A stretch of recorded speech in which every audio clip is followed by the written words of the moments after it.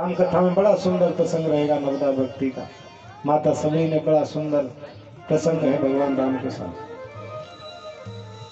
प्रहलाद कहते हैं जो कुछ भी संसार में परिलक्षित होता है पिताश्री, वो सब इस प्रभु की कृपा है, प्रभु की माया है। अब हिरण्यकश्यप को तो क्रोध आ गया कि देखो मेरे शत्रु का नाम ले रहा है। गुरु जी को बुलाया, इधर आओ, तुमने क्या पढ़ाया इसे? बोले मैंने तो ये सब नहीं पढ़ाया, मैंने ये सब नहीं पढ़ाया, वापस लेकर के जाओ। और फिर लौट करके गए गुरुकुल में, फिर पढ़ाते हैं। लेकिन प्रहलाद जी का मन तो परमात्मा के चरणों में लग चुका है, अब उन पर कोई दूसरा रंग चढ़ नहीं सकता है। प्रहलाद जी बड़े भक्त हैं, 12 भागवतों में नाम उनका आता है प्रहलाद जी का। ध्रुव जी का नाम 12 भागवतों में नहीं आता है। ध्रुव ने भी भगवान का दर्शन किया, प्रहलाद ने भी भगवान का दर्शन किया, लेकिन ध्रुव जी का नाम 12 भागवतों में नहीं आता, प्रहलाद जी का आता है। क्योंकि प्रहलाद जो है भगवान के बहुत परम भक्त हैं, और हम और आप लोग भी भक्त हैं। लेकिन हमारी भक्ति कौन सी है? सकाम भक्ति। और प्रहलाद जी की भक्ति कौन सी है? निष्काम भक्ति। यही अंतर है हमारे और प्रहलाद जी में। एक छोटी सी कथा बताएं आपको। एक कलियुगी भक्त था। कौन था? कलियुगी भक्त, हमारे जैसा। उसने सोचा कि मुझे तपस्या करनी है। अब उसने सोचा कि भगवान नारायण की तपस्या हर कोई करता है, शंकर भगवान की भी हर कोई करता है, मैं ब्रह्मा जी की तपस्या करता हूं। तो उसने ब्रह्मा जी की तपस्या चालू कर दी। अब ब्रह्मा जी की तपस्या कोई कोई करता है, तो ब्रह्मा जी जल्दी प्रसन्न हो गए कि देखो मेरी तपस्या कर रहा है, कितना अच्छा भक्त है मेरा। सो आकर के कहा बेटा अब मांगो वरदान, क्या चाहिए? अब वो कलियुगी भक्त था, उसने कहा कि नहीं अब मुझे कुछ नहीं चाहिए, मुझे तो आपका दर्शन हो गया, बस और कुछ नहीं चाहिए। अब तो ब्रह्मा जी और ज्यादा प्रसन्न हो गए। बोले तुम एक काम करो, अब तुम एक ना दो ना 3 वरदान मांगो। बहुत प्रसन्न हो गए, 3 वरदान मांगो। अब भक्त कलियुगी था, उसने सोचा बढ़िया मौका है, उसने वरदान मांग लिए। बोले पहला वरदान तो ये दे दो मुझे कि मेरा मकान बन जाए। दूसरा वरदान ये दे दो कि मेरी शादी हो जाए। और तीसरा वरदान ये दे दो कि जब चाहे 3 वरदान फिर मैं आपसे मांग लूं। तथास्तु। का दिल लग रही है, ब्रह्मा जी ने कह दिया तथास्तु। अब तो कलियुगी भक्त है, बड़ी आनंद से रह रहा था, शादी हो गई, मकान बन गया, लेकिन गड़बड़ क्या हो गई कि बारिश हो गई। और बारिश हुई तो डिस्टेम्बर उड़ गया भगत जी के मकान का। अब तो आवाज लगा ए ब्रह्मा जी। से ब्रह्मा जी आकर कहो भैया। बोले पहला वरदान तो ये दे दो कि जो मेरा मकान जैसा था वैसा का वैसा ही हो जाए। दूसरा वरदान दे दो कि मेरे मकान पर फिर कभी बारिश हो ही नहीं। और तीसरा वरदान जब चाहूं 3 वरदान फिर मांग लो। अब ब्रह्मा जी तो चक्कर में फंस गए कलियुगी भक्त के में। अब तो अगर उसे जरा सी छींक भी आती तो सीधी ब्रह्मा जी के पास मैसेज पहुंचा देता हो। अब ब्रह्मा जी बड़े उदास बैठे थे। भगवान ने देखा, पूछा विधाता क्या चक्कर है, कैसे उदास बैठे हो? बोले मत पूछो भगवान, एक कलियुगी भक्त के चक्कर में फंस गया। बोले क्यों? बोले मैंने उसे कह दिया 3 वरदान मांग लो, तो वो मुझे ऐसा जाल में फंसा दिया कि निकलने नहीं दे रहा। 2 वरदान मांगता अपनी इच्छा के जो काम कराना होता है, और तीसरा वरदान वही मांग लेता कि फिर जब चाहे।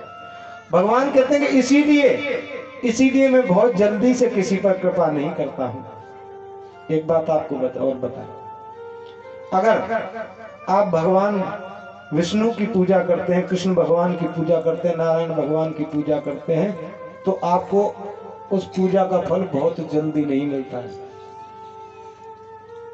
क्यों? क्योंकि भगवान ठोक बजा करके देखते हैं पहले। उनका अपना वचन है, मेरा जो भक्त होता है मैं उसे इतना कष्ट देता हूं कि वो भक्ति छोड़ने के लिए विवश हो जाता है।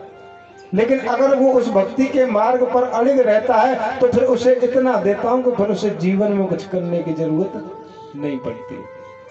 लेकिन भोलेनाथ, अगर आप सबसे जल्दी कोई प्रसन्न अगर होने वाला देवता कोई है तो वो है भोलेनाथ। उनका नाम ही भोले है। क्या नाम है? भोलेनाथ। बहुत जल्दी प्रसन्न होते हैं। खुद के रहने के लिए मकान नहीं है, लेकिन अपने भक्तों को रहने के लिए राजमहल देते हैं। खुद कहाँ रहते हैं? शमशान में। और भक्तों को क्या देते हैं? राजमहल। इतने दयालु हैं भोलेनाथ। और आप एक बिल्व पत्र चढ़ा दें तो बढ़िया, और उनकी शिवलिंग के ऊपर खड़े होकर के घंटा खोल ले जाएं तो डबल बढ़िया। इतने दयालु हैं, सब पर कृपा करते हैं। आज ब्रह्मा बोले महाराज मेरी प्राणों की रक्षा करो इस भक्त से, तो भगवान ने माता सरस्वती को आदेश दिया। सरस्वती देवी उस कलियुगी भक्त के जिब्या पर जाकर के बैठ गई। ब्रह्मा जी को बुलाया, ये ब्रह्मा जी। ब्रह्मा बोले कहिए भैया। बोले पहला वर ये दे दो कि मुझे वैराग्य हो जाए, दूसरा वरदान ये दे दो कि मेरी भगवान के चरणों में प्रीति हो जाए, और तीसरा वरदान ये दे दो कि मैं कभी किसी से मांगने की इच्छा ही पैदा न हो। बोले जो कुछ चाहिए सो दियो दियो और दियो महाराज, पर तू हमारा पीछे छोड़। हम लोग कलियुगी भक्त हैं, यही हमारी भक्ति में अंतर है।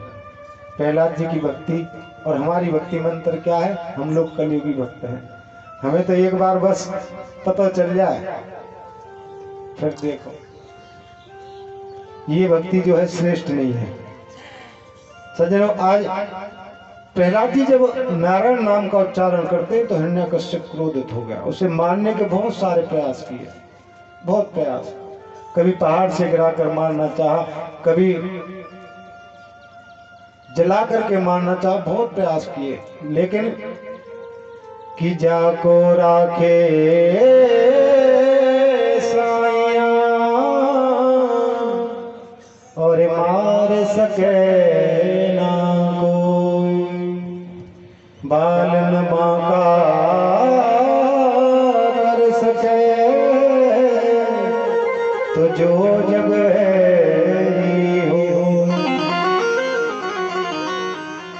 जिसकी रक्षा स्वयं परमात्मा करते हैं उसका कोई कुछ बिगाड़ नहीं सकता।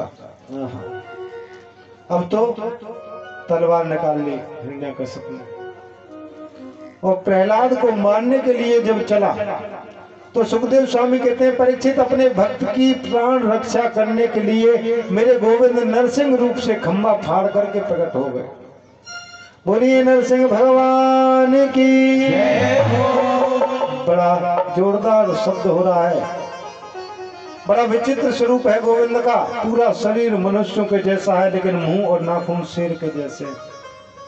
और दौड़ करके हिरण्यकश्यप को उठा करके अपनी जंघाओं पर रख लिया।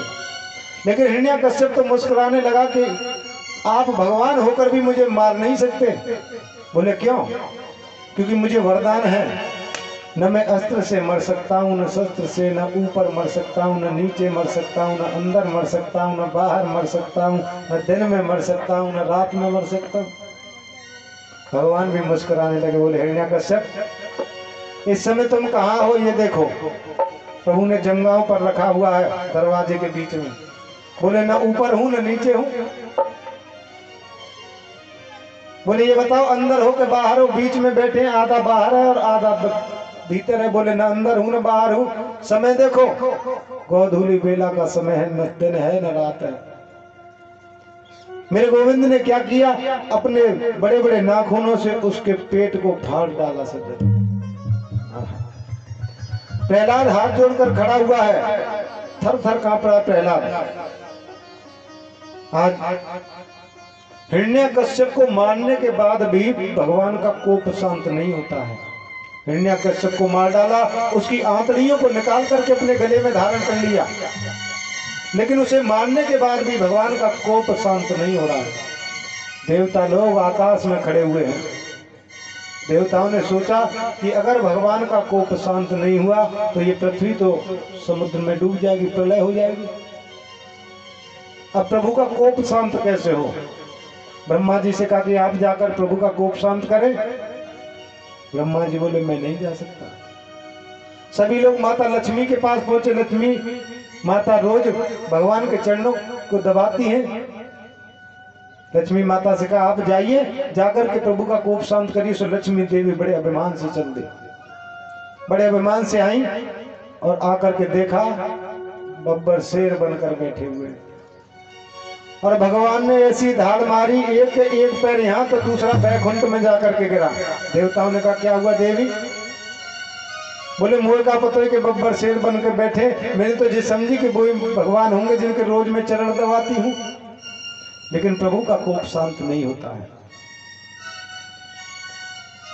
नारद जी ने कहा कि देखो, अगर प्रभु का कोप शांत करना है तो प्रहलाद अगर जाकर के भगवान की स्तुति स्वयं करे तो भगवान का कोप शांत हो सकता है। अब देवताओं ने प्रहलाद से कहा प्रहलाद जाकर के स्तुति करो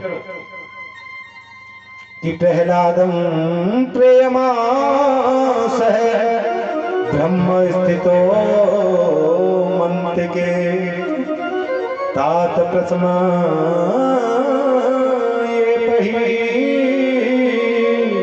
सपित्रे कुपितम प्रभु।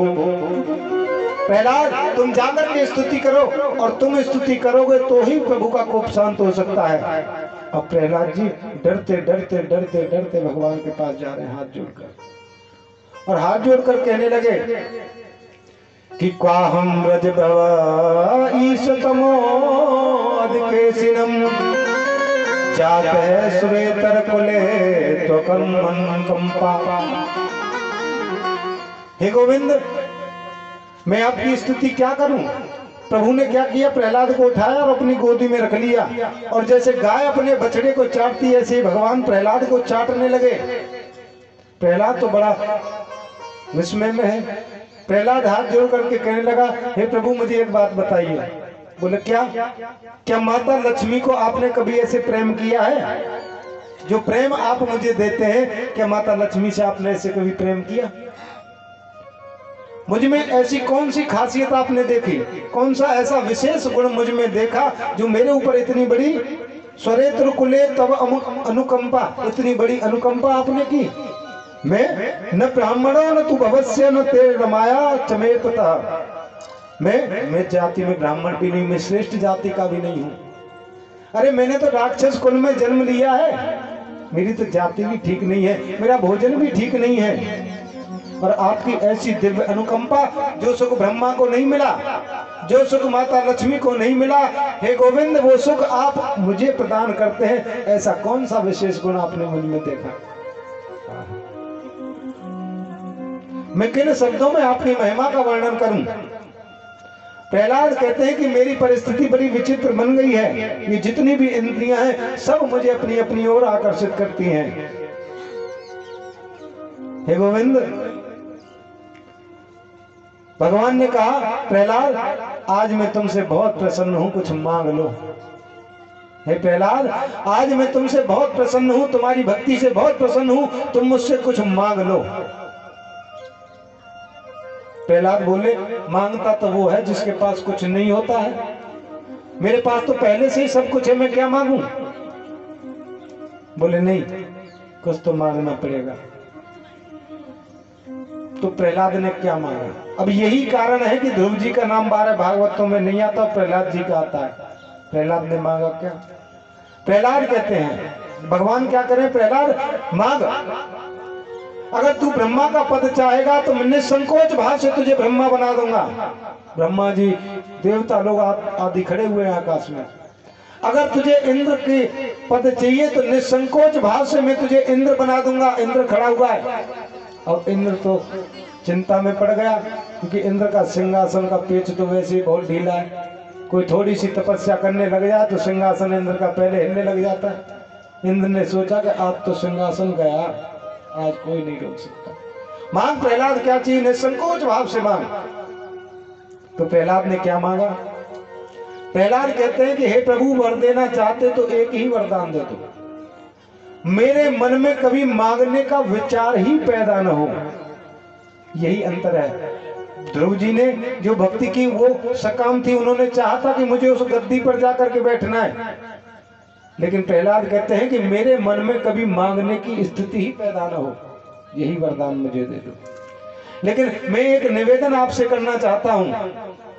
बोले क्या? कि ये जो मेरे पिताश्री है ना, इनकी दुर्गति न हो हे गोपाल, बस इतना ही ध्यान रखना। भगवान कहते हैं कि प्रहलाद, तुम जैसा भक्त जिस खानदान में हो जाता है ना, उसकी 21 पीढ़ियां तर जाती हैं। तुम जैसा भक्त जिस कुल में पैदा हो जाए उसकी तो 21 पीढ़ियां तर जाती हैं। 7 पीढ़ी मातृ पक्ष की, माता का जो पक्ष होता है वहां की। 7 पीढ़ी पितृपक्ष की और 7 पीढ़ी ससुर के पक्ष की। 21 पीढ़ियां तर जाती हैं तुम जैसा एक भक्त अगर किसी कुल में हो जाए तो। प्रहलाद जी ने भगवान को चरण वंदन किया, लेकिन यहाँ एक प्रश्न आता है कि पहले तो भक्त को बचाने के लिए भगवान खंबा फाड़ करके आ जाते थे, प्रकट हो जाते थे, लेकिन आज तो होते नहीं। आज होते नहीं होते। इसका मतलब तो ये हुआ कि पहले भगवान होते थे, आज नहीं होते। पहले भक्त को बचाने के लिए खंबा फाड़ करके आ जाते थे, और आज तो भक्त के ऊपर कितनी भी परेशानी पड़ रही हो तो भी नहीं आते। तो सुखदेव स्वामी कहते हैं कि परीक्षित ऐसा नहीं है, भगवान तो आज भी है, लेकिन कि सूर्य अनेक फिरे कण मांगत। आप देखिए कितने लोग हमारे जैसे मांगते हुए रोज फिर रहे हैं। आप देखें सुबह से मोटरसाइकिलों पर आएंगे, कोई बिक्की पे आवेगो और झोला भर भर के ले जाएंगे, और शाम को कहाँ मिलेंगे?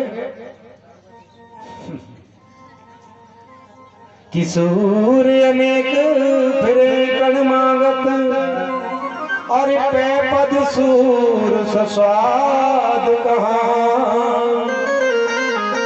पुण्य ताल मजीरा बजाती फिरे, मीरा मतवारी सी चाह कहाँ।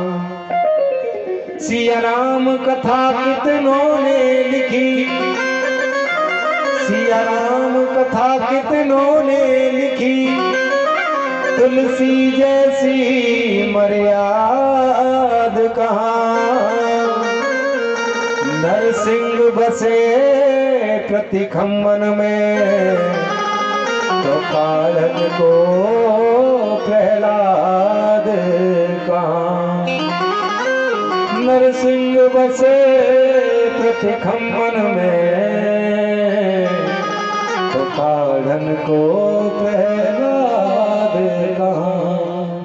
ऐसा नहीं है कि भगवान आज नहीं है, भगवान उस समय भी थे और आज भी कण कण में गोविंद का वास है, लेकिन उन्हें प्रकट करने के लिए प्रहलाद जैसा भक्त होना जरूरी है। और जब तक हम प्रहलाद जैसा भक्त नहीं बनेंगे तब तक नरसिंह हमारे पास नहीं आ सकते। इसलिए भक्ति को निष्काम बनाइए। और परमात्मा तो सर्वत्र वास करते हैं, ऐसा अनुभव हमको करना चाहिए। हर जीव में उस परमात्मा का वास है। पृथ्वी के इस सृष्टि के हर कण कण में उस गोविंद का वास है, ऐसा अनुभव हमको नित्य करना चाहिए। किसी राममय सब जग जानी, करहूं प्रणाम जोर जुग पानी। इस सृष्टि के कण कण में हर जीव में उस परमात्मा का वास है, ऐसा अनुभव हमको करना चाहिए। ऐसा नहीं कि परीक्षित हम भगवान को याद नहीं करते हैं, ऐसी बात नहीं है। हम भगवान को याद तो करते हैं, लेकिन कब करते हैं? जब हमारे जीवन में कष्ट आता है।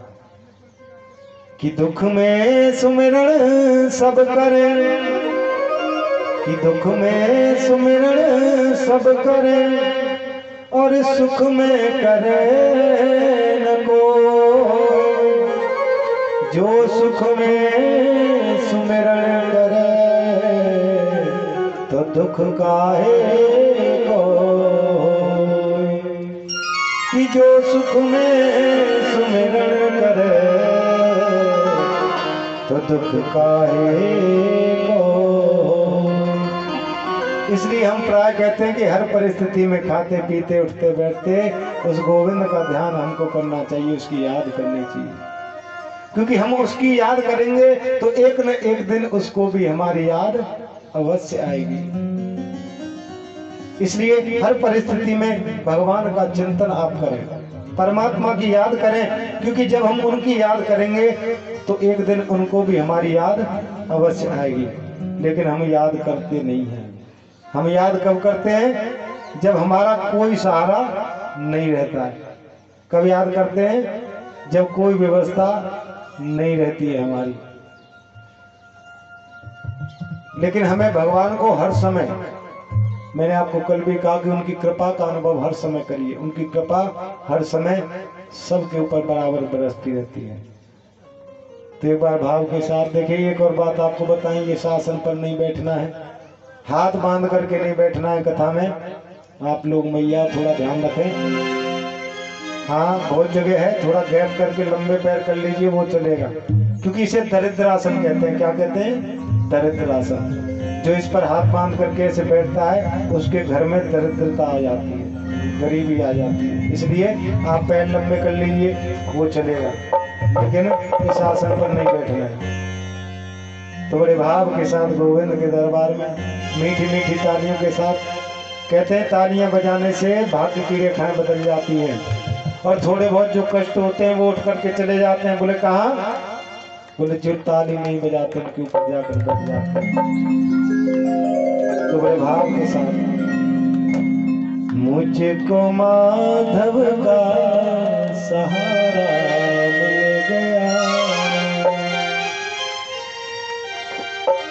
मुझको माधव का सहारा मिल गया, मुझको माधव का सहारा मिल गया, मुझको माधव का सहारा मिल गया, मुझको माधव का सहारा।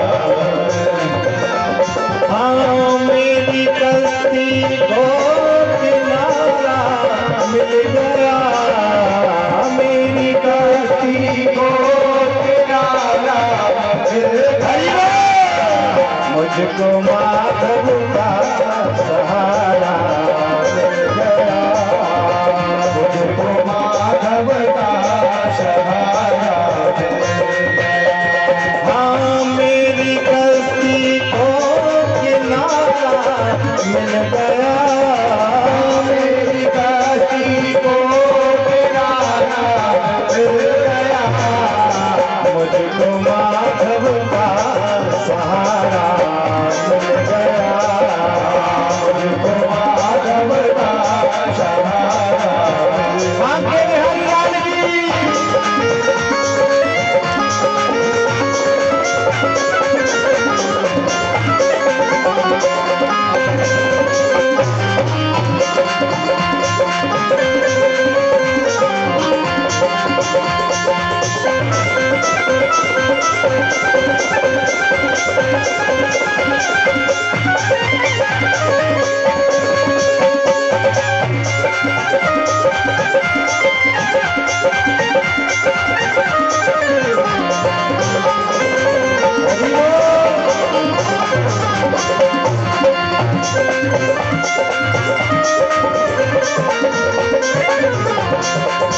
मैं किसी के द्वार जाऊं किस लिए, मैं किसी के द्वार जाऊं किस लिए, मैं किसी के द्वार जाऊं किस लिए, मैं किसी के द्वार जाऊं किस लिए, मुझको मोहन का द्वारा मिल गया, मुझको मोहन का द्वारा मिल गया। हाँ, प्यासी नजरों को नजारा मिल गया, प्यासी नजरों को नजारा मिल गया, मुझको माधव का सहारा मिल गया, मुझको माधव का सहारा मिल गया। हो, मेरी कश्ती को किनारा मिल गया, मेरी कश्ती को किनारा मिल गया, मुझको माधव का सहारा मिल गया,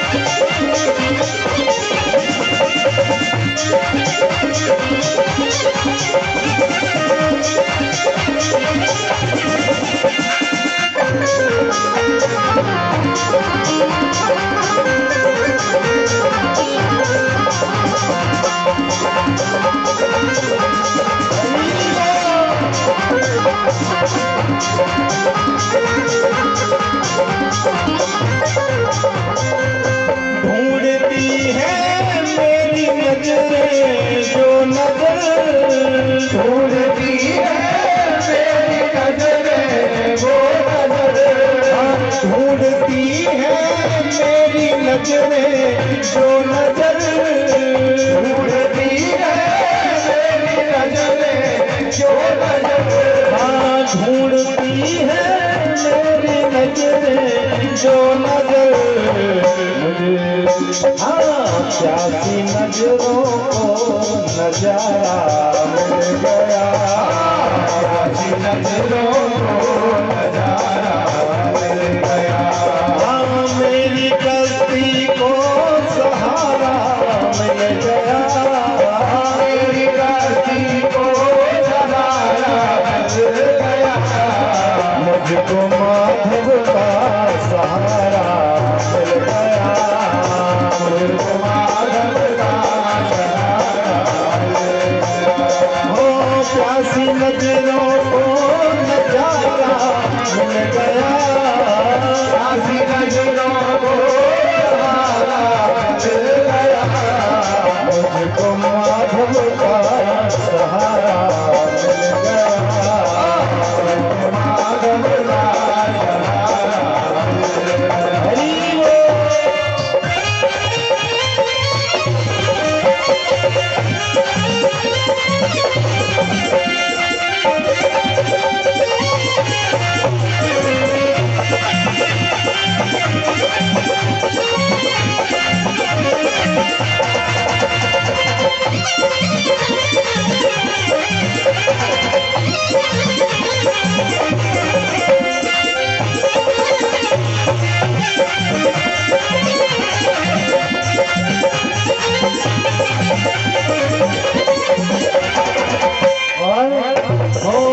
प्रेम में खामोश था मैं इसलिए, प्रेम में खामोश था मैं इसलिए, प्रेम में खामोश था मैं इसलिए, प्रेम में खामोश था मैं इसलिए, प्रेम में खामोश था मैं इसलिए, मुझको मेरा कृष्ण प्यारा मिल गया, मुझको मेरा कृष्ण प्यारा मिल गया, मेरी कश्ती को किनारा मिल गया, मेरी कश्ती को किनारा मिल गया, मुझको माधव का सहारा मिल गया, मुझको माधव का सहारा मिल गया, मुझको माधव का सहारा मिल गया, मुझको माधव का सहारा मिल गया, मेरी कश्ती को किनारा मिल गया, मेरी कश्ती को किनारा मिल गया, मुझको माधव का सहारा मिल गया, मुझको माधव का सहारा मिल गया, मुझको माधव का सहारा मिल गया, मुझको माधव का सहारा मिल गया। बोलिए वृंदावन बिहारी लाल की जय, जय श्री राधे। ऐसा नहीं कि हम भगवान को याद नहीं करते, भगवान की याद तो हम बहुत करते हैं, लेकिन कब, जब जीवन में विपत्ति आ जाती है तो। अगर हम सुख में भगवान को याद करें तो कष्ट हमारे जीवन में नहीं आ सकता है। सुखदेव स्वामी कहते हैं, परीक्षित एक बहुत सुंदर कथा मैं तुमको सुनाता हूँ। त्रिकुट नाम का एक पर्वत है और उस पर्वत की कंदरा में बहुत सारे जीव वास करते हैं और उसी पर्वत की कंदरा में एक हाथी वास करता है जिसका नाम है गजराज। बहुत बलशाली हाथी है, बहुत ध्यान से सुनना, बहुत बलवान है।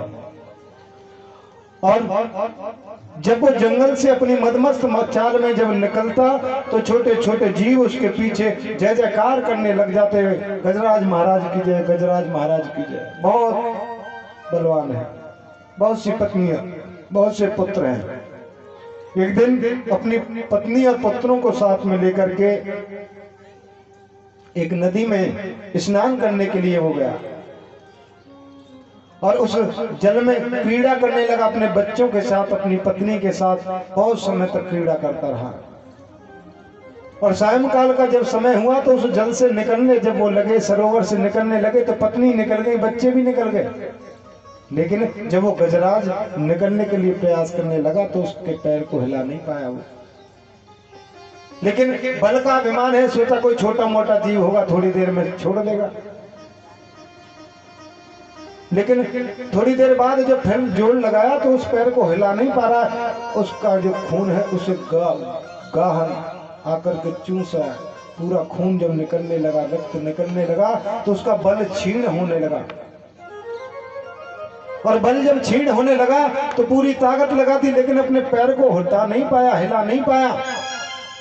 और जब सारे रास्ते बंद हो गए तो अपनी पत्नी बच्चों को आवाज लगाई कि हे बच्चों मेरी सहायता करो। तो उन बच्चों ने, उसकी पत्नियों ने क्या किया, अपनी सूंड से उस हाथी को ऐसे खींचने लगे।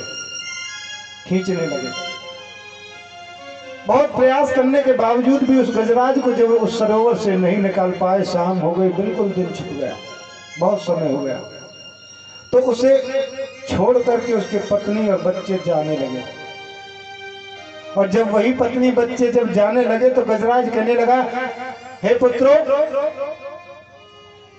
तुम मुझे इस विपत्ति काल में छोड़ करके जा रहे हो, ये ठीक नहीं है। मैंने तुम्हारे लिए क्या क्या नहीं किया इस जीवन में, तुम्हारे लिए मैंने इतना सब कुछ किया और आज मुझे तुम्हारी सबसे ज्यादा जरूरत थी तो तुम मुझे इस विपत्ति काल में छोड़ करके जा रहे हो, ये तो ठीक नहीं है, ये धर्म नहीं है। बोले पिताश्री हमने पूरी ताकत लगा ली, पूरा जोर लगा लिया लेकिन आपको नहीं निकाल पाए तो अब हम तो यहाँ नहीं रुक सकते। और आज जब पत्नी और बच्चे उस गजराज को छोड़ करके चले गए तो उसके नेत्रों में आंसुओं की धारा बहने लगी और मन में विचार करने लगा कि आज तक मैंने इन पत्नी को, इन बच्चों को, इस संसार को अपना माना, लेकिन आज जब इन सब की जरूरत मुझे सबसे ज्यादा है तो ये मुझे छोड़ करके चले गए। अब धीरे धीरे उसका बल क्षीण हो रहा है। वो कहा, उसे अनंत जल में नीचे खींचने लगा। लेकिन अब उस हाथी ने बड़ी सुंदर स्तुति की, जिसे हम गजेंद्र मोक्ष कहते हैं। गजेंद्र ने भगवान की स्तुति की लेकिन उसमें नाम किसी का नहीं लिया। गजेंद्र क्या कहता है कि एवस्तो बुद्धया समाधाय मनो हृदय जजाप परमं जाप्यं प्रावज्यमुन्य मुसीक्षितम्। वो गजराज कहता है लेकिन नाम किसी का नहीं ले रहा है। क्या कह रहा है कि जिसने सारी सृष्टि को बनाया है, जिसने इस सृष्टि में इतने रंग भर दिए, जिसने इस सृष्टि में सब कुछ प्रवाह कर दिया, इस सृष्टि को चलाने की शक्ति जिसने प्रदान की, मैं उनको नमन करता हूं। वो आकर के मेरी रक्षा करें। जिसकी इच्छा के बिना कोई कार्य नहीं हो सकता, जिसकी इच्छा के बिना पवन नहीं चलती, जिसकी इच्छा के बिना एक पत्ता नहीं हिल सकता है, वो आकर के मेरी प्राण रक्षा करे। अब देवता लोग खड़े हैं लेकिन कोई मदद के लिए नहीं आ रहा है। देवताओं से कहा, आप क्यों नहीं जाते मदद करने के लिए? बोले हमारा नाम तो इन्होंने लिया ही नहीं, हम क्यों जाएं? देवता लोग कह रहे हैं हमारा नाम तो लिया ही नहीं, हम क्यों जाएं? भोलेनाथ से कहा, भोले बाबा आप तो कृपा के सागर हैं, आप जाइए। बोले नाम तो हमारा भी नहीं लिया, इसलिए हम भी नहीं जाएंगे। ब्रह्मा जी से कहा आप तो चले जाइए, बोले हमारा भी नहीं लिया, हम काहे को जाए। अब नाम किसी का नहीं लिया, और जब गा खींचने लगा तो भगवान ने गरुड़ से कहा कि गरुड़ अब चलो। तो गरुड़ के मन में अभिमान आ गया कि देखो मेरे बिना भगवान का काम नहीं चलता, मैं ही जहाँ कहीं जाता हूँ भगवान को लेकर मैं ही जाता हूँ। भगवान ने सोचा कि उसको तो पीछे बचाएंगे, पहले इसको बचा ले। इसके मन में अभिमान आ गया है, और अभिमान आ जाता है तो व्यक्ति विनाश की ओर चलता है। तो भगवान ने क्या किया, अपनी उंगली को गरुड़ के ऊपर ऐसे रख दिया। गरुड़ मुस्कुराने लगा, प्रभु ये क्या कर रहे हो आप, बैठिए। बोले नहीं गरुड़, आज तो तुम मेरी इस उंगली को लेकर ही उड़ो, आज तुम मेरी इस उंगली को लेकर के उड़ो। और गरुड़ से पंख फड़फड़ाने लगा, लेकिन एक तिल भी हिल नहीं पाया, पूरी ताकत लगा दी। अब गरुड़ को अपनी गलती का एहसास हुआ, चरणों में प्रणाम किया, हे गोविंद मुझसे कितना बड़ा अपराध हो गया कि मैंने अपने आप को श्रेष्ठ माना।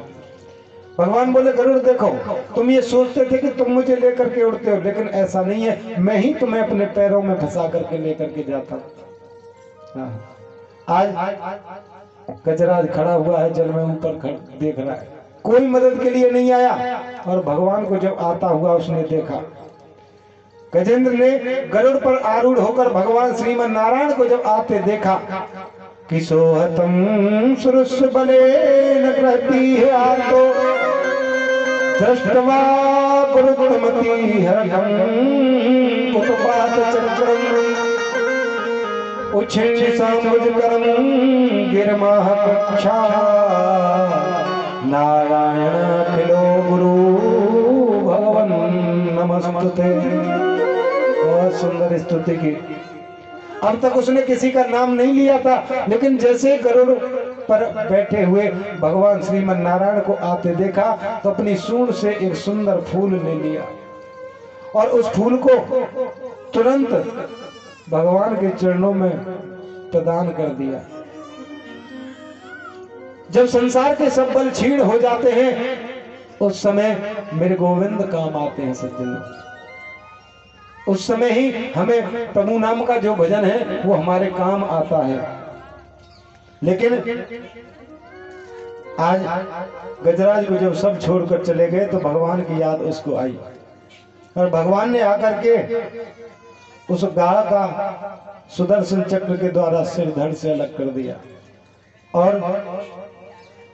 ये जो स्तुति है गजेंद्र मोक्ष, जो इसका नित्य पाठ करता है, ध्यान से सुनना, जो गजेंद्र मोक्ष का नित्य पाठ करता है उसके सारे संकट भगवान हर लेते हैं, ऐसा वर्णन आता है। इसलिए हर व्यक्ति को गजेंद्र मोक्ष का पाठ नित्य करना चाहिए, ये अति आवश्यक है। गजेंद्र मोक्ष का पाठ हर व्यक्ति को करना चाहिए, उसका नाम ही गजेंद्र मोक्ष है। उसका पाठ करने से हमारे सारे संकट दूर हो जाते हैं। आज एक और बात आपको बताएं, जो भी हम यहाँ भगवान को चढ़ाते हैं, प्रसाद हो, माला हो, फूल हो, कुछ भी हम चढ़ाते हैं, जो भगवान की चढ़ी हुई चीज है वो पैरों में कभी नहीं जानी चाहिए, ये बात विशेष ध्यान रखना चाहिए। जो वस्तु हम भगवान को चढ़ा दें वो भूल से भी पैरों में नहीं जानी चाहिए। अगर ऐसा होता है तो उसके घर में दरिद्रता आ जाती है, जो व्यक्ति ऐसा करता है। आदरणीय सुखदेव कहते हैं कि परीक्षित, एक बार दुर्वासा ऋषि भगवान का दर्शन करने के लिए वैकुंठ में प्रवेश कर गए, और भगवान का दर्शन करके जब लौटने लगे तो भगवान ने अपनी जो माला थी वो प्रसाद के रूप में दुर्वासा ऋषि को दे दी। बहुत ध्यान से सुनना। दुर्वासा ऋषि ने उस माला को धारण किया और सीधे देवराज इंद्र के पास आ गए। अब उन्होंने सोचा हम तो संत हैं, माला लेकर क्या करेंगे, सो वो माला इंद्र को पहना दी। अब इंद्र तो बड़ा अभिमानी है, इंद्र ने क्या किया, वो माला उतारी और अपने हाथी को पहना दी। हाथी ने क्या किया, सूंड से उस माला को लिया और पैरों से कुचल दिया। और इधर बलि महाराज, राजा बलि संत सेवा कर रहे हैं, गुरु सेवा कर रहे हैं, क्योंकि महाराज बलि बदला लेना चाहते हैं देवताओं से। गुरु सेवा कर रहे हैं, संत सेवा कर रहे हैं, गौ सेवा कर रहे हैं। और गुरुजी ने आशीर्वाद दे दिया बलि को कि जाओ बलि, जाकर के स्वर्ग पर चढ़ाई कर दो, गुरु मेहरबान तो चेला पहलवान, आशीर्वाद दे दिया। जाकर के स्वर्ग आदि पर चढ़ाई कर दी और स्वर्ग ही नहीं, तीनों लोगों को बलि ने अपने कब्जे में ले लिया। तीनों लोगों को, स्वर्ग की बात न करें, तीनों लोगों को उसने अपने कब्जे में ले लिया। और तो माता दिति बड़ी परेशान है, देवताओं की माता है, बड़ी परेशान है। आप क्योंकि सबसे ज्यादा कष्ट अगर पुत्र के जीवन में कष्ट आ जाए तो सबसे ज्यादा दुख किसको होगा? माँ को, क्योंकि माताओं का हृदय तो बड़ा कोमल होता है। आज माता उदास बैठी है, भगवान कश्यप पधारे, बोले देवी क्या बात है, क्या बात है, तुम बहुत उदास हो। माता अदिति कहने लगी कि क्या बताएं, बलि ने मेरे पुत्रों का राज्य छीन लिया है, वो दर दर भटकते हुए मारे मारे फिर रहे हैं। मैं ये नहीं चाहती कि युद्ध हो, मैं तो केवल इतना चाहती हूँ कि कोई ऐसा पुत्र मेरे घर आए जन्म लेकर कि जो मेरे पुत्रों का राज्य बलि से वापस मांग करके इनको दे दे। मैं लड़ाई नहीं चाहती, मैं झगड़ा नहीं चाहती, मैं युद्ध नहीं चाहती। भगवान कश्यप ने अपनी पत्नी को समझाया, देवी कौन किसका पुत्र, कदे हो भौतिको आत्मा, देवी कोई किसी का पुत्र नहीं है, क्वचात्मा प्रकटे पर, काश्य के पति पुत्राध्या मोह वही कारण। देवी कौन किसका पुत्र, कौन किसका पिता, कौन किसकी माता, कौन किसका भाई, ये जो मोह है ना, काश के पति पुत्रादय, ये पति मेरा है, ये पुत्र मेरा है, ये मकान मेरा है, यही मोह ही एवं कारणम, ये जो मैं और मेरा है यही समस्त दुखों का कारण है। लिखा है आशा ही परमम दुखम, ये जो आशा करते हैं, आज हम 100 रुपए कमाते हैं और 1000 की आशा करें और हमको 1000 रुपए न मिले तो हमारे मन को कष्ट होगा। ये जो आशा है, आशा ही समस्त दुखों का कारण है। इसलिए आशा नहीं करनी है, आशा करनी है तो गोविंद से मिलने की आशा करनी है और कोई आशा नहीं करनी। एक और बात, संसार में सबसे बड़ा आश्चर्य क्या है? संसार में बहुत सारे आश्चर्य हैं, आप बताइए संसार में सबसे बड़ा आश्चर्य क्या है? पता है किसी को सबसे बड़ा आश्चर्य क्या है? कोई कोई कहता है कि आगरा में जो ताजमहल बना है, जो बिल्डिंग बनी है, वो बहुत बड़ा आश्चर्य है। भैया ऐसी बिल्डिंगें तो विदेश में नहीं जाने कितनी बनी पड़ी हुई है। कोई कहता है वो जो लोहे का पुल है कलकत्ता में बड़ा हावड़ा ब्रिज, वो बहुत बड़ा आश्चर्य है। ऐसे पुल तो न जाने कितने बने पड़े। ये आश्चर्य नहीं है। आश्चर्य क्या है कि भगवनम नामम सुलभम जिव्याच वसवत्तनी। क्या है सबसे बड़ा आश्चर्य? भगवान का नाम है, भगवनम नामम सुलभम, सुलभम माने सरल। भगवान का नाम बिल्कुल मुफ्त में है, 1 पैसा नहीं लगता है। भगवनम नामम सुलभम, भगवान का नाम बिल्कुल फ्री है, कितना भी जपिए 1 पैसा नहीं लगता। और जिव्याच वसवत्तनी, ये जो जीव है ये हमारे बस में है। भगवान का नाम है बिल्कुल मुफ्त, और जीव जिसे भगवान का नाम लेती है वो भी है हमारे बस में, और फिर भी लोग नरक में जाते हैं। ये सबसे बड़ा आश्चर्य है। भगवान का नाम बिल्कुल फ्री है, जीव हमारे बस में है, लेकिन फिर भी लोग नरक में जाते हैं। इससे बड़ा आश्चर्य कोई दूसरा नहीं है। आज भगवान कश्यप कहने लगे, देवी ये जो मैं और मेरा है ना, यही मोह का कारण है और यही हमारे समस्त दुखों का कारण है। 2 बच्चे खेल रहे हैं धूप में, बहुत ध्यान से सुनना। एक आपका बच्चा है, एक पड़ोसी का बच्चा है। तो आप क्या करेंगे? जाएंगे दौड़ के, चल बेटा, अपने बच्चे का हाथ पकड़ लेंगे, चल बेटा बहुत धूप पड़ रही है, बीमार है जाएगा, ये है जाएगा, वो है जाएगा। अपने बच्चे को लेकर के छाया में आ जाएंगे, पड़ोसी के बच्चे को नहीं लेकर के आएंगे। ये मैं और मेरा ही समस्त दुखों का कारण है। लेकिन माता अदिति कहने लगी, देखो मुझे उपदेश मत दीजिए, मुझे तो आप केवल ये बताइए कि मेरे पुत्रों का राज्य वापस कैसे मिलेगा, मुझे उपाय बताइए। तो कश्यप भगवान ने कहा, देखो देवी, मैं तुम्हें एक व्रत बताता हूं जिसे कहते हैं पयो व्रत, जो 12 दिन का व्रत है। प्रतिपदा से लेकर त्रयोदशी तक ये व्रत होगा। प्रातः जल्दी उठना, भगवान के चरणों में प्रणाम करना, यज्ञ भगवान की स्तुति करना, और तुम जब नियमित ये कार्य करोगी, उस व्रत का पालन करोगी, तो मेरा ऐसा विश्वास है बहुत सुंदर पुत्र तुम्हारे यहाँ जन्म लेगा। देखो, निष्ठा में बड़ी ताकत है, विश्वास में बड़ी ताकत होती है। आज माता अदिति ने बहुत सुंदर निष्ठा के साथ उस व्रत का पालन किया। इधर देवता लोग भी भगवान की शरण में पहुंचे।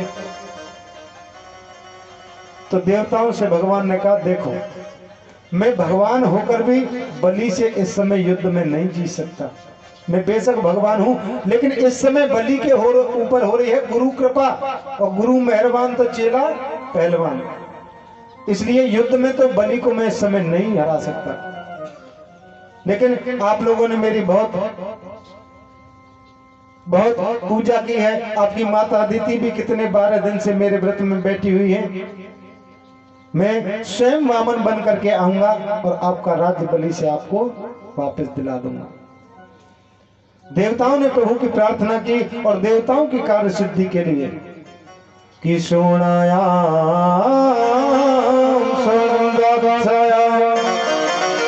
महूते अभिजित प्रभु सर्वे नक्षत्राध्याश्च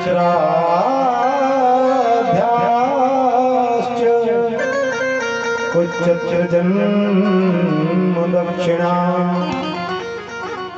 देवताओं की कार्य सिद्धि के लिए मेरे गोविंद वामन के रूप में प्रकट हो रहे हैं। लेकिन महीना कौन सा है? भादों का। और ये भादों का महीना तो भगवान को बहुत अच्छा लगता है। भादों का महीना कुछ ज्यादा ही अच्छा होता है। कन्हैया का अवतार किस महीने में हुआ? भादों में। राधा रानी का अवतार किस महीने में हुआ? भादों में। बलराम जी का अवतार किस महीने में हुआ? भादों में। सुखदेव स्वामी ने राजा परीक्षित को कथा किस महीने में सुनाई? भादों में। और वामन भगवान का अवतार कब हो रहा है? भादों में। ये जो भादों का महीना है, ये बड़ा अच्छा लगता है भगवान को। आज भादों महीने की शुक्ल पक्ष की द्वादशी तिथि के दिन के ठीक 12 बजे अभिजीत मुहूर्त में श्रीमन नारायण देवताओं की कार्य सिद्धि के लिए माता अदिति के समक्ष प्रकट हो गए। बड़ा सुंदर स्वरूप है वामन भगवान का। बोलिए वामन भगवान की जय हो। इतने सुंदर स्वरूप, इतनी प्यारी झांकी। माता अदिति ने जब उस झांकी को देखा तो उसे देख करके गदगद हो गई, हृदय आनंद से अभिभूत हो गया। ऐसी प्यारी छवि है। छोटे छोटे पैर, छोटे छोटे हाथ, टमाटर जैसे गाल, बिंबा फल जैसे होठ, बहुत प्यारी छवि। और ज्यादा सुंदर बालक होता है तो मैया कहा कहती है, पता है, देख लो कैसे बटुआ से मुंह को डाला, कहती है कि नहीं ब्रज में। ज्यादा सुंदर बच्चा होता है तो मैया बड़े प्रेम से कहती है, देखो कैसे बटुआ से मुंह को डाला। आज देवताओं की कार्य सिद्धि के लिए वामन के रूप में मेरे गोविंद प्रकट होकर के आए। बहुत पतली सी कमर, 4 अंगुल का पेट, मोती जैसे दांत हैं जिनके, बहुत सुंदर हैं। और उस झांकी का दर्शन माता अदिति ने किया। माता अदिति के हृदय में बड़ी प्रसन्नता है। माता अदिति ने भगवान को कौपीन पहनाई। बृहस्पति जी ने आकर वामन भगवान को जनेऊ धारण करवाया। और दिशाओं के स्वामी ने जगतपति को छत्र समर्पित कर दिया। ब्रह्मा जी ने भगवान को कमंडल दे दिया, भिक्षा पात्र दे दिया। और सप्त ऋषियों ने भगवान को कुशा का आसन समर्पित कर दिया सज्जनों। और भगवती उमा देवी ने आकर के उस पात्र में भिक्षा प्रदान कर दी। उसे लेकर के गुरु जी के पास गए। गुरु जी से कहा, ये लीजिए, मैं भिक्षा लेकर के आया हूं, ये दक्षिणा पहली आपके लिए। तो गुरु जी बोले, देखो छोटी मोटी भिक्षा से तो हमारा काम चलेगा नहीं। अगर हमें देना ही है तो जाओ, बलि से 3 लोगों का राज मांग करके लाओ। और आज छोटे से वामन भगवान सज्जनों जा रहे हैं बलि के यज्ञ मंडप की ओर। सुखदेव स्वामी कहते हैं, परीक्षित, बलि महाराज अपने यज्ञ मंडप में बैठे हैं, सामने गुरु शुक्राचार्य बैठे हुए हैं, और दूर से आते हुए वामन भगवान को जब देखा महाराज बलि ने उस वामन भगवान की सुंदर छवि को देखा, तो गुरुजी से कहने लगे, गुरुजी देखो, हमारे जो जितने भी कर्म किए थे उनका साक्षात फल आज हमको मिल रहा है। देखो हमारे यज्ञ मंडप में ऐसा लग रहा कि मानो स्वयं सूर्य भगवान आ रहे हैं क्या। शुक्राचार्य ने देखा, बोले सूर्य नहीं तो चंद्रमा तो बिल्कुल पक्का ही है, सूर्य नहीं है तो चंद्रमा तो बिल्कुल कन्फर्म है। और आज छोटे छोटे चरणों से मेरे वामन प्रभु उस बलि के यज्ञ मंडप में पधारे और वामन भगवान का बड़ा अद्भुत स्वागत किया कि स्वागतम ते नमस्तभ्यं ब्रह्मणं किं करवाम ते ब्रह्म ऋषीणां तपः साक्षात् मन्ये तवाधर्म। वामन भगवान के सामने हाथ जोड़ करके बलि महाराज कहते हैं कि आज मेरे पितृ तृप्त हो गए, आज मैंने जितना भी दान पुण्य किया था, जो धर्म किया था, उसका फल आज मुझे प्राप्त हो गया। आज आप जैसा संत मेरे इस यज्ञ मंडप में पधारा। लेकिन वामन भगवान बोलते नहीं है कुछ भी, क्योंकि हाथ में माला लगी है, अखंड जाप चल रहा, बोलते नहीं कुछ भी। आप आए, मुझे बड़ी प्रसन्नता है, मैं कितना भाग्यवान हूं, किन शब्दों में अपने भाग्यों का वर्णन करूं। आज मेरे पितृ तृप्त हो गए, मेरा कुल पवित्र हो गया, मेरा यज्ञ सफल हो गया। आप जैसा तेजस्वी परम यशस्वी ब्राह्मण मेरे यज्ञ मंडप में पधारा। वामन प्रभु के चरणों में बलि ने प्रणाम किया। लेकिन वामन भगवान ने सोचा कि किसी से अगर कुछ लेना हो तो थोड़ा सा चमत्कार दिखाना पड़ता है। स्वखंड माला जाप चल रही, मुंह से बोलते नहीं। हमें अगर किसी से कुछ लेना हो तो थोड़ा सा दिखावा करना पड़ता है। अखंड माला चल रही है। अब शुक्राचार्य की तरफ देखकर बलि महाराज कहने लगे, ये तो कुछ बोलते ही नहीं, ये कुछ बोलते क्यों नहीं गुरुजी? बोले तुमको दिखाई नहीं दे रहा, अखंड जाप चल रहा है, माला चल रही है, बीच में बोल नहीं सकते।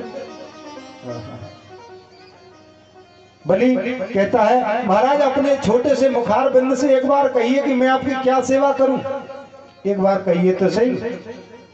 मेरा ये मन कहता है कि मैं न जाने आपको क्या क्या दे दूं। मेरा मन करता है कि मैं आज को आपको बहुत कुछ समर्पित कर दूं। आप कहिए अपने श्रीमुख से मैं आपको क्या प्रदान करूं। कि गा कांचनाम कुडवलधाममिष्टं तथा न पेयतो वा विप्रकन्या। बताइए मैं आपको क्या दान में दूं। गा कांचनाम गुणवत धाम मिष्टम, मैं आपको सोने का महल बना करके दान में दे दूं, या तथा पन्ने यतु वा विप्रकन्या, अगर आपका विवाह नहीं हुआ हो तो किसी ब्राह्मण कन्या के साथ आपका विवाह करा दूं। ग्रामानां समृद्ध स्तरगान गजानवारथस्तामहते संप्रतीक्षते। आप एक बार कहिए कि मैं आपको क्या सेवा करूं। आप कुछ बोलते क्यों नहीं? मेरा मन कहता है कि मैं आपको 2-4 हजार गाय दान में दे दूं। आपके विवाह नहीं हुआ हो तो बड़ा सुंदर एक ब्राह्मण कन्या से का विवाह आपके साथ करा दूं। लेकिन आप कुछ बोलिए तो सही एक बार अपने मुख से। मैं बनावटी बातें नहीं करता। मेरा मन कहता है कि मैं अपना सर्वस्व आपको प्रदान कर दूं। अब भगवान ने मन में सोचा कि बलि बहुत प्रसन्न हो रहा है। भगवान मन में सोच रहे हैं बलि बहुत प्रसन्न है। इतनी बातें सुनकर के भगवान ने अपनी माला पूरी कर ली। माला पूरी हो गई। बलि बोले आप कहिए तो सही। वामन भगवान बोले ओहो आप तो बलि महाराज हैं, आपका नाम तो बलि है। बोले हाँ जी गुरुजी मुझे बलि कहते हैं, मुझे ही बलि कहते हैं। बोले आप दान की बात कर रहे हो तो कोई आश्चर्य नहीं है, आपका तो पूरा खानदान दानियों से भरा पड़ा है। आपके बाबा दानी, आपके परबाबा दानी, और आप दान की बात करें तो कौन से आश्चर्य की बात है। लेकिन क्षमा करना महाराज, मैं आपकी इस इच्छा को पूर्ण नहीं कर सकता। बोले क्यों? क्योंकि मैं तो परम त्यागी पुरुष हूं, मैं दान में कभी किसी से एक पैसा लेता ही नहीं, इसलिए आपकी इस इच्छा को पूर्ण नहीं कर सकता। बोले शायद आप इसलिए नहीं ले रहे हैं कि आपका विवाह नहीं हुआ, आपके पास बीवी बच्चे नहीं है, तो आप लेकर क्या करेंगे, शायद इसलिए नहीं ले रहे हो। तो मैं आपका विवाह करवा दूंगा कोई सुंदर ब्राह्मण कन्या देख करके। बोले विवाह तो आप करवा दोगे, लेकिन विवाह के बाद तो बहुत कुछ झगड़ा झंझट होता है, पैसा चाहिए, ये चाहिए, वो चाहिए। बोले विवाह होगा तो फिर खर्चा। बोले तुम चिंता मत करो, खजाना भरा पड़ा है, तुम कहो तो सही। बोले वो तो ठीक है, लेकिन विवाह हो जाएगा तो बाल बच्चे होंगे, उनके पढ़ने की व्यवस्था, सारी व्यवस्थाएं होती हैं। बोले वो हिरण्यकश्यप विश्वविद्यालय बना हुआ है बच्चों को पढ़ाने के लिए। बोले महाराज वो भी ठीक है, लेकिन जब 2-4 बच्चे होंगे तो एक आध उसमें मर भी सकता है। भाई 2-4 बालक होंगे तो एक आध मर जाएगा। बोले हाँ महाराज मर तो सकता है। और बोले जब बच्चा मर जाएगा तो रोना भी पड़ेगा। भाई बच्चा मर गया तो रोना भी पड़ेगा। तो बली महाराज हाथ जोड़ कर कहने लगे महाराज रोना तो आपको ही पड़ेगा, रोना तो मैं नहीं व्यवस्था कर सकता, रोने की रोना तो आपको ही पड़ेगा, रोने की व्यवस्था मैं नहीं कर सकता। तो बली महाराज से कहते हैं कि जिस काम को करने के बाद रोना पड़े वो काम किया ही क्यों जाए, इसलिए मैं दान में कभी किसी से एक पैसा लेता नहीं। अब तो बड़े उदास हो गए। बोले आप जैसा तेजस्वी संत मेरे द्वार पर आया, लोग कहेंगे कि बलि के यहां से वो संत खाली हाथ चला गया। बलि उदास हो गए। तो वामन भगवान कहने लगे देखो बलि एक काम कर सकते हैं जिससे तुम्हारा हृदय को भी कष्ट नहीं पहुंचेगा और मेरा भी नियम नहीं बिगड़ेगा। बोले क्या? क्या मांगा कि तस्मात् त्वतो महिषीद वर्णयहं वरदर्शभाव पादानि त्रीणि दैत्येन्द्र सम्मितानि पदा मम। एक काम कर सकते हैं। बोले क्या? बोले 3 पग भूमि, पादानी त्रीणी दैत्येन्द्र, 3 पग भूमि, वो भी सम्मितानी पदामम, अपने पैरों से मैं नाप कर से आपसे ले सकता हूं। अब बलि महाराज हंसने लगे, तुम रहे बामन के बामन, तुम इतने बड़े राजा के यहाँ पर मांगने के लिए आए और तुम रहे बामन के बामन ही। इसीलिए क्या कहते हैं पता है? अग्रम बुद्धि बाणिया, मध्यम बुद्धि जाट और तर्क बुद्धि तुरकड़ा, बामन चौपट पाठ। तुम रहे बामन के बामन ही, मांगो ना, नाप लो, जाओ जहां से चाहिए 3 पग भूमि। बोले ऐसे नहीं। बोले अब क्या है? बोले पहले संकल्प करो। हम लोग पूजा पाठ करते हैं तो पहले संकल्प करते हैं कि नहीं करते? सुबह यज्ञ में संकल्प का मतलब होता है कि एक बार जिस चीज का संकल्प हमने कर दिया वो फिर हमें देना ही पड़ता है। आजकल रजिस्ट्री होती है, पहले संकल्प होता था।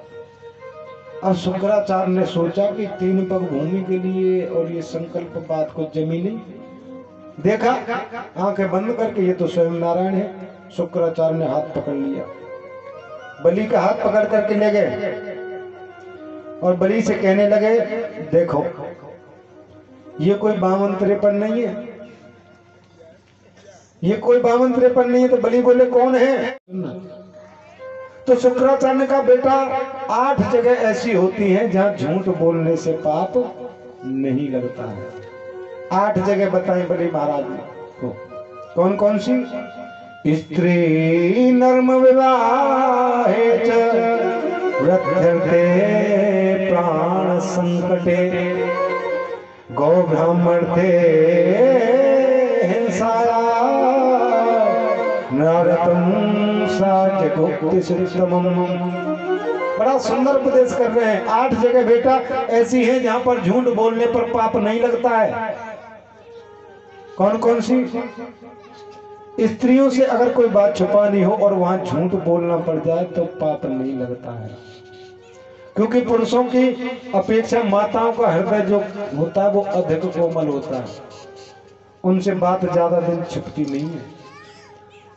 अगर स्त्री से हमें कोई बात छुपानी हो और वहां झूठ बोलना पड़ जाए तो पाप नहीं लगता है। तो स्त्रियां तो नहीं। एक बात और आपको बताएं अपना एक्सपीरियंस। हम लोग जाते हैं बड़ी लंबे लंबे रास्तों पर ट्रेवल करने के लिए, दूर दूर कथा करने जब जाते हैं तो हम एक अनुभव बड़ा करते हैं। आदमी जो होते हैं ना, आदमी पुरुष लोग, वो खूब सामने बैठे रहते हैं। 24 घंटे का रास्ता होता है, 26 घंटे का, 30 घंटे का, बड़े बड़े लंबे रास्ते होते हैं, लेकिन एक दूसरे से बात नहीं करते। और लेकिन अगर मैया, 4 मैया बैठी हो पूरी ट्रेन की बोगी में, एक यहाँ बैठी हो, दूसरी वहां बैठी हो, तीसरी वहां बैठी हो, और घंटे का 4 का ही रास्ता हो, तो चारों मैया एक दूसरे का बायोडाटा निकाल लेती है कि ना, कि वहां तो हमारे चाचा की, फूफा की, नंद है, कि फलाना, ऐसे निकाल लेती है। माताओं का हृदय बड़ा कोमल होता है, पुरुष लोगों का हृदय बड़ा कठोर होता है। 24 घंटा हो जाए, 26 बोलेंगे नहीं, मेरे जे हमसे नहीं बोल रहे तो हम जाते काय को बोले, ऐसा भाव रहता है। माताओं का ऐसा कोई भाव नहीं है। माताओं का तो भाव सबके प्रति बड़ा अच्छा रहता है। आज अगर कोई गंभीर बात अपनी स्त्री से छुपानी है, वहां अगर झूठ बोल दें तो पाप नहीं लगता है। अगर ब्राह्मण को कोई कष्ट दे रहा है और हमारे झूठ बोलने से अगर उस ब्राह्मण का कष्ट बच जाए तो झूठ बोलने से पाप नहीं लगता है। अगर गौ हत्या हो रही है, हमारे झूठ बोलने से गाय के प्राण बच जाए तो पाप नहीं लगता है। अगर किसी लड़की का विवाह हो रहा हो, ध्यान से सुनना, किसी लड़की का विवाह हो रहा हो और हमसे पूछ लिया जाए कि महाराज जी आपने लड़की देखी है, कैसी है, तो लड़की अगर 19 भी है तो वहां हम झूठ बोलते नहीं, हमने देखी है, बहुत अच्छी है, तो वहां झूठ बोलने से पाप नहीं लगता है। अगर किसी के प्राण संकट में हैं और हमारे झूठ बोलने से अगर उसके प्राणों का संकट दूर हो जाए तो पाप नहीं लगता है। अब बलि महाराज बोले आप अब तो कुछ भी हो, मुझे तो संकल्प करना है। अब संकल्प करने के लिए चले तो गंगा सागर जो होता है उसकी नली में जाकर के शुक्राचार्य बैठ गए। कुशा का आसन दिया था भगवान का, तो कुशा का निकाली सीख और उस जैसे की सीख आंख एक फूट गई शुक्राचार्य, और संकल्प हो गया सज्जनों। संकल्प कर लिया और भगवान से कहा कि नाप लो जहां चाहिए वहां से। बलि से भगवान कहने लगे जरा झुक करके प्रणाम तो करो, पहले प्रणाम करोगे तभी तो नापेंगे। और जैसे बलि को प्रणाम करने के लिए झुका, बलि महाराज प्रणाम करने के लिए झुके और ऊपर नजर उठा करके देखा तो भगवान अरबों किलोमीटर लंबे हुए। जहां तक नजर जाती है, जहां तक दृष्टि जाती है, केवल पैर ही पैर दिखाई देते हैं। सिर और धड़ का आता पता नहीं, केवल पैर दिखाई दे रहे हैं। आज विराट स्वरूप बना लिया भगवान ने, बहुत विराट स्वरूप, और एक चरण में मेरे प्रभु ने पूरी पृथ्वी को नाप लिया। और दूसरा चरण प्रभु का ब्रह्मलोक में पहुंचा तो ब्रह्मा जी ने उस पैर को धोकर के अपने कमंडल में भर लिया। और जिन्हें हम मां गंगा कहते हैं उनका नाम है विष्णुपदी। वही जल गंगा मां के रूप में अवतरित होकर के आया है सभी। इसलिए गंगा का वास्तविक नाम क्या है? विष्णुपदी। अब तीसरा पैर बचा, 2 पैरों में सब लोग नाप लिए। भगवान बलि से बोले, बलि अब बताओ मैं तीसरा पैर कहां रखूं? बड़े दान की बात कर रहे थे, बताओ अब मैं तीसरा पैर कहां रखूं? तो बलि हाथ जोड़कर कहने लगा, महाराज एक बात बताइए, धन बड़ा होता है कि धन का मालिक बड़ा होता है? भगवान बोले, धन का मालिक बड़ा होता है। तो बलि कहते हैं, प्रभु अभी तक आपने केवल मेरे धन को नापा है, अभी तक मैं शेष हूं। इसलिए हे गोपाल आप तीसरा चरण मेरे मस्तिष्क पर रखें। और जब ये बात सुनी, मेरे गोविंद के नेत्रों से आंसू बहने लगे। भगवान के नेत्रों से आंसू बहने लगे और कहते हैं, बलि मैं तुझे यहाँ ठगने के लिए आया था, लेकिन तूने तो मुझे ही ठग लिया। और तीसरा चरण मेरे प्रभु ने बलि के सिर पर रखा। सज्जनों, इतना सब कुछ लुट जाने के बाद भी बलि के मन में जरा भी क्रोध नहीं है। सब कुछ लुट गया, तीनों लोगों का राज्य लुट गया। आज सिर पर पैर रखा हुआ है। उनकी पत्नी आई, प्रभु के चरणों में जल चढ़ाया, प्रणाम किया, हाथ जोड़कर बोली, भगवान ये संसार जो है पूरा आपकी क्रीड़ा भूमि है। ये जीव की सबसे बड़ी भ्रांति है कि वो इस सब को अपना कहता है। ये जीव की सबसे बड़ी भूल है, इन सब को वो अपना मानता है। ये पत्नी किसकी है? मेरी। ये बच्चे किसके हैं? मेरे। ये मकान किसने बनाया? मैंने। ये गाड़ी किसने खरीदी? मैंने। अब गाड़ी का एक्सीडेंट हो गया, पर भगवान ने बहुत बड़ा किया। गाड़ी खरीदी कौन ने? मैंने। एक्सीडेंट हैगा तो एक्सीडेंट कौन ने कर दिया? भगवान ने। मकान किसने बनाया? मैंने। अब मकान चटक गया, गिर गया, नींव धस गई भीतर, गिर कौन ने दिया?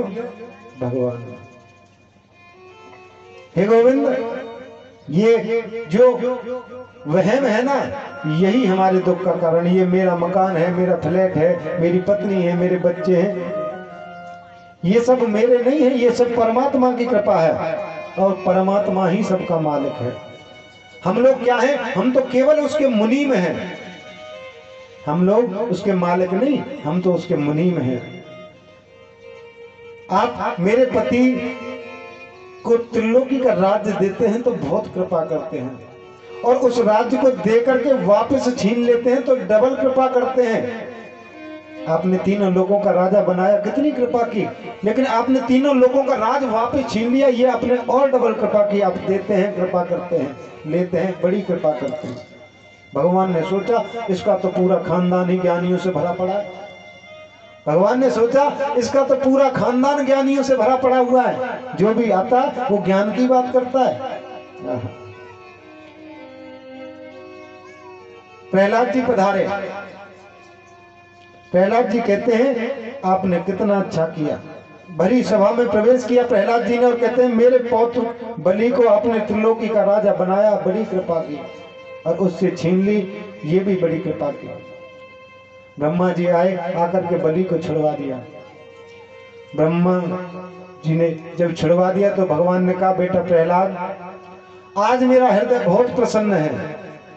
प्रहलाद जी से कह रहे हैं बेटा प्रहलाद, आज मेरा हृदय बहुत प्रसन्न है। बोले क्यों? क्योंकि तुम्हारा जो पौत्र बलि है वो तो तुमसे भी 10 कदम आगे निकला। तुम्हारा पौत्र तुमसे भी आगे है। बलि से कहने लगे बोलो बलि क्या चाहिए, मांगो क्या चाहिए। बलि बोले मुझे कुछ नहीं चाहिए, मुझे स्वर्ग नहीं चाहिए, मुझे वैकुंठ भी नहीं चाहिए, मुझे स्वर्ग की आकांक्षा नहीं है, मुझे वैकुंठ की भी आकांक्षा नहीं। बोले नहीं, कुछ तो मांगना पड़ेगा। बलि कहता अब क्या मांगू? तो भगवान ने प्रसन्न होकर कहा कि जाओ, सुतल लोक का जो राज्य है वो तुमको प्रदान करता हूं। जिस सुतल लोक के लिए बड़े बड़े देवता लोग, ऋषि मुनि तरसते हैं, उस सुतल लोक का राजा बना दिया बलि को। अब बलि बोले राजा तो आपने बना दिया, लेकिन मेरी एक इच्छा है। बोले क्या? कि मैं जब भी घर में घुसूं तो आपको दर्शन हो, और जब बाहर निकलूं तब भी आपका दर्शन हो। भगवान बोले तो इसका मतलब ये हुआ कि हम तुम्हारे चौकीदार हैं क्या? भाई गेट पर बैठने का काम किसका होता है? चौकीदार का। अब जब तक गेट पर नहीं बैठेंगे तो दर्शन होगा कैसे? भगवान कहने लगे हमको चौकीदार बनाना चाहते। बोले वो सब हम नहीं जानते। और भगवान बलि के दरवाजे पर बैठ गए। सज्जनों, माता लक्ष्मी आई, बलि से यातना की और भगवान को दूसरे स्वरूप से वैकुंठ लेकर के गई। सज्जनों, सुतल लोक का राज्य भगवान ने बलि को प्रदान किया। सज्जनों, वामन रूप में भगवान आज भी राजा बलि के यहाँ पर बैठे हैं। और सुखदेव स्वामी कहते हैं राजा परीक्षित से कि राजा सत्यव्रत की एक आकांक्षा पूर्ण करने के लिए भगवान ने मत्स्य अवतार धारण किया। हरि अनंत, हरि कथा अनंता। सज्जनों, बहुत लंबी कथा है, बहुत कथाओं का कोई अंत नहीं है। 24 अवतार हैं और 24 अवतारों का वर्णन है श्रीमद् भागवत कथा में। अगर वर्णन करने लग जाए तो साल 2 साल में कथा पूरी है पागल। और आजकल तो इतना समय 4 घंटा में ही न जाने कितनी बार है। सुखदेव कहते हैं परीक्षित, भगवान के अवतार 24 हैं और 24 के 24 वंदनीय हैं, लेकिन मानव चरित्र से जुड़े हुए ज्यादा जो अवतार हैं वो हैं 2 अवतार, राम अवतार और कृष्ण अवतार, और दोनों में कोई अंतर नहीं है। ये लोग कुछ कहते हैं कि भगवान कृष्ण जो थे वो 16 कला अवतार थे, राम 14 कला अवतार थे, ऐसा नहीं है कि राम कृष्ण दो एक हैं, अंतर नहीं निमेष, इनके नयन गंभीर हैं, तो उनके चपल विशेष, कोई अंतर नहीं है। भगवान राम का जो चरित्र है वो मर्यादा का चरित्र है, इसलिए भगवान राम ने अपनी 2 कलाओं को प्रकट नहीं किया। दोनों 16 कला अवतार हैं, भगवान राम भी 16 कला अवतार हैं, कृष्ण भी 16 कला अवतार हैं, लेकिन राम जी का जो चरित्र है वो मर्यादा का चरित्र है, इसलिए भगवान राम ने अपनी 2 कलाओं को प्रकट नहीं किया। कोई अंतर नहीं है, केवल एक ही अंतर है, भगवान राम के नेत्रों में गंभीरता है और कृष्ण के नेत्रों में चंचलता है, और कोई अंतर नहीं है। सज्जनों, अब हम लोग अयोध्या में प्रवेश करेंगे। कहाँ? अयोध्या में। तो अयोध्या किसे कहते हैं?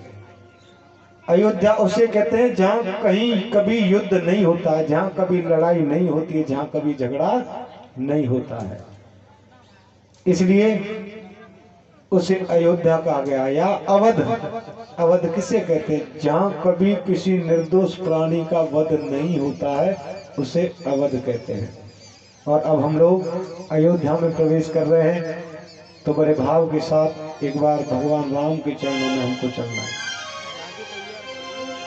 तेरी मर्जी का मैं हूँ गुलाम, तेरी मर्जी का मैं हूँ गुलाम, मेरे अलबेले राम, मेरे अलबेले राम। तेरी मर्जी का मैं हूँ गुलाम, मेरे अलबेले राम, मेरे अलबेले राम।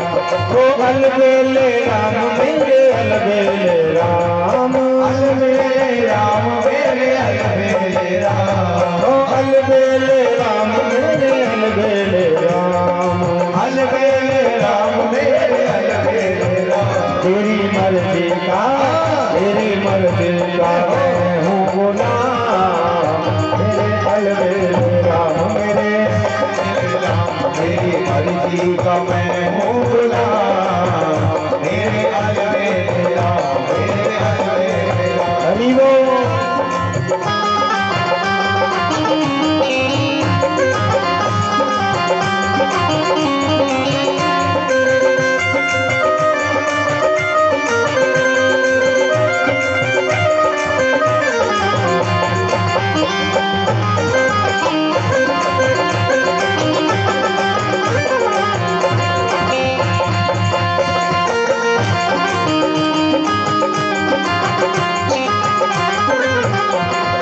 जो भी कराल हूँ मैं तुम पर निछावर, जो भी कराल हूँ मैं तुम पर निछावर, जो भी कराल हूँ मैं तुम पर निछावर, जो भी कराल हूँ मैं तुम पर निछावर, जो भी कराल हूँ मैं तुम पर निछावर, जो भी कराल हूँ मैं तुम पर निछावर। अब तो दौलत, अब तो दौलत मेरी तेरा नाम, मेरे अलबेले राम, मेरे अलबेले राम। तेरी मर्जी का मैं हूँ गुलाम, मेरे अलबेले राम, मेरे अलबेले राम।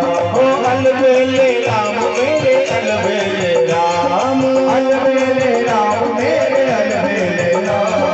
अलबेले राम, मेरे अलबेले राम, अलबेले राम, मेरे अलबेले राम। तेरी मर्जी का, तेरी मर्जी का मैं हूँ गुलाम, मेरे अलबेले राम, मेरे अलबेले राम। तेरी मर्जी का मैं हूँ गुलाम, मेरे अलबेले राम। हरि बोल।